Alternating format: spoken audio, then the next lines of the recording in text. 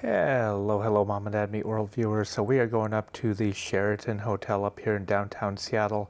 Easily accessible via train if you're coming in from the airport, coming in from out of town, or if you are somewhat local or can drive, it is the Seneca Street exit. So they've been putting this on for 20 plus years now, and it is to fight type 1 diabetes and for the youth specifically to help them in their fight against type 1 diabetes. Come check it out. It is a very cool exhibit. We've only discovered it, I would say, a couple years ago, and from everything we've seen, it is spectacular and first class.